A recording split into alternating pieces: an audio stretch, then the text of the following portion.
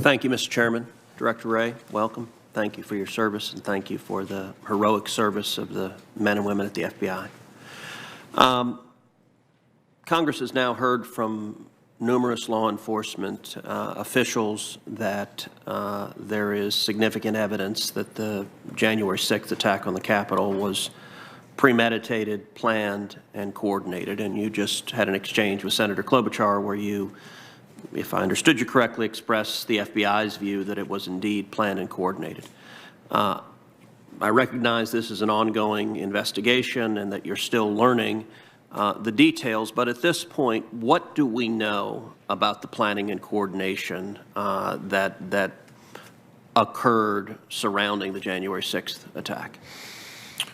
So I guess let me step back and say, first thing is there are sort of three groups of people involved in January 6th.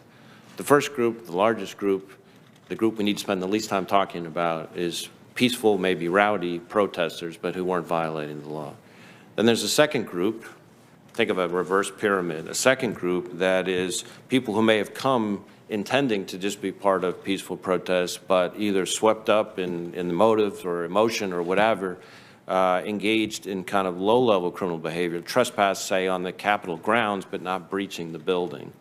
Still criminal conduct, still needs to be addressed, but more on the fly, in the moment, opportunistic. The third group, the smallest group numerically, but by far and away the most serious group, are those who breached the Capitol grounds, who engaged in violence against law enforcement, who attempted to disrupt the members of Congress in the conduct of their constitutional responsibilities. And of those, some of those people clearly came to Washington, we now know, with plans and intentions to engage in the worst kind of violence we would consider domestic terrorism. And so some of that coordination appears to have been coordinated travel, coordinated meeting up, coordinated in terms of what kind of gear they might be wearing or bringing with them, that kind of thing. Again, ongoing, obviously ongoing, much more to come. But you know, often in an investigation, law enforcement follows the money. Is there evidence at this point of coordinated funding prior to January 6th, providing military equipment, providing communications equipment, or the like? Certainly, that's a topic that we're looking at. I don't know that there's anything I can say right now in terms of funding or coordinated funding. There's been considerable discussion at this hearing also about the Norfolk report. At the time, how credible and reliable did the FBI consider the Norfolk report as an actionable piece of intelligence? Senator, my understanding is that our folks at the time viewed it as raw, unverified, and therefore of unknown reliability information. But because of the level of detail that was in it, and some of this is art, not science, unfortunately, in the world of intelligence, the judgment was that given the press of time, given the specificity in it, even though it sounded somewhat aspirational in nature and was unverified, the smartest thing to do, the most prudent thing to do was just to push it to the people who needed to get it. And as I said, that happened three different ways. You had a conversation with Senator Grassley about the death of Officer SH0CK, and there obviously is considerable interest and concern in the Senate and across the country as to the circumstances of Officer SH0CK's death. There have been conflicting reports about the circumstances of his death. You told Senator Grassley the FBI at this point is not in a position to confirm a cause of death. Is there any information that the FBI can share with the American people about what we know of the circumstances surrounding his tragic death?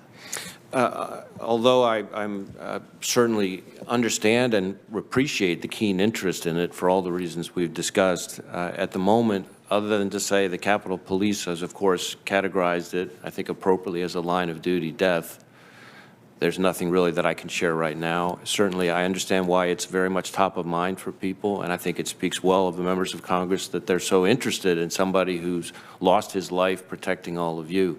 So as soon as we're in a position when the investigation has gotten to a stage where we can share information, we want to be able to do that. Now let's talk more broadly about domestic terrorism because the riot on January 6th didn't come out of nowhere. And last year, the Department of Justice created a task force to investigate and understand the growth of political violence. The memo creating the task force states, amid peaceful demonstrations protected by the First Amendment, we have seen anti-government extremists engage in indefensible acts of violence designed to undermine public order.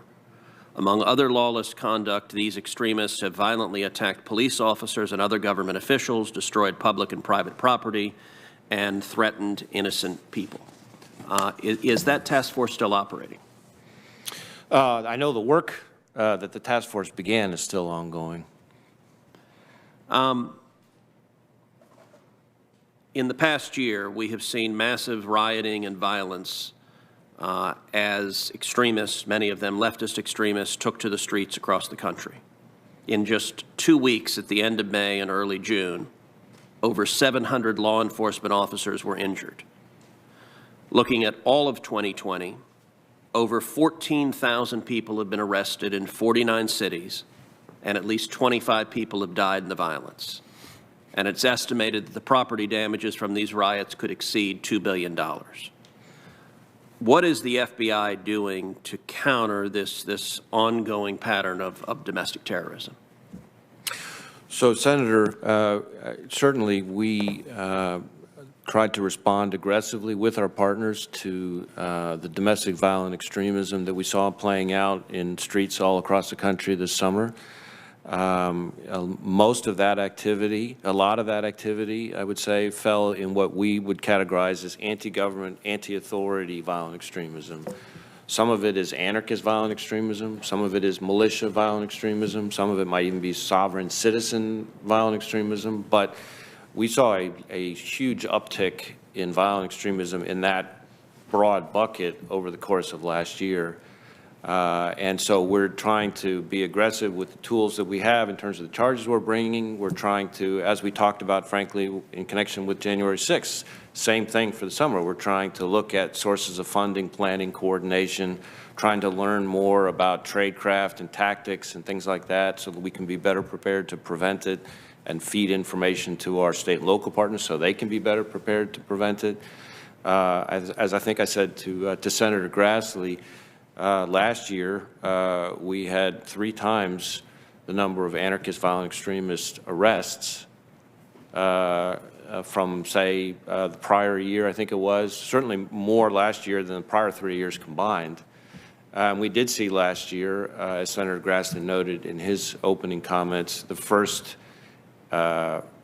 murder by an anarchist violent extremist last year in quite some time, certainly. Which was the individual who in Portland killed a supporter of an opposing viewpoint. And then the individual in question, the violent extremist, was himself killed in a shootout as the marshals were trying to apprehend.